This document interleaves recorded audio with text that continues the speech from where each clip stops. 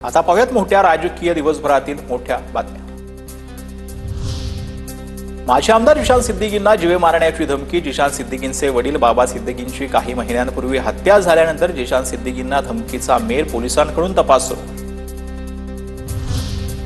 साखर संकुलातील बैठकीनंतर पुण्यात शरद पवार आणि अजित पवारांमध्ये शरद पवारांच्या दालनात वेगळी बैठक। महिनाभरात शरद पवार आणि अजित पवार यांच्यातील चौथी भेट। वसंतदादा शुगर इन्स्टिट्यूटची बैठक। जय पवार यांच्या साखरपुडा आणि रयत शिक्षण संस्थेच्या बैठकीनंतर साखर संकुलातील बैठकींच्या निमित्तानं दोन्ही नेते एकत्र।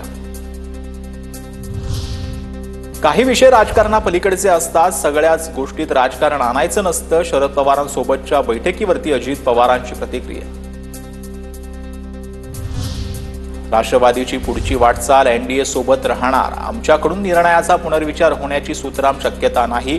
आमची राज्यातील वाटचाल महायुती म्हणून राहणार। सुनील तटकर यांचं विधान।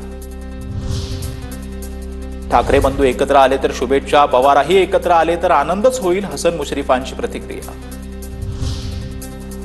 शरद पवार आणि अजित पवार एकत्र आलेलेच आहेत, पण आम्ही शिंदेंसोबत एकत्र येणार नाही। संजय राऊतांचा निशाणा।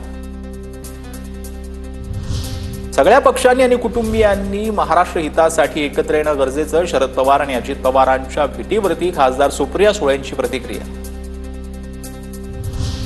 आमच्याकडे 237 आमदार, ज्यांना युतीमध्ये राहायचं नाही त्यांनी बाहेर पडावं। नांदेडचे पालकमंत्री अतुल सावेंचा शिवसेनेच्या आमदारांना इशारा। तांडा वस्तीच्या निधी वाटपाबाबत पत्र लिहून शिंदेंच्या शिवसेनेचे आमदार बाबूराव कदम यांनी केला होता निषेध।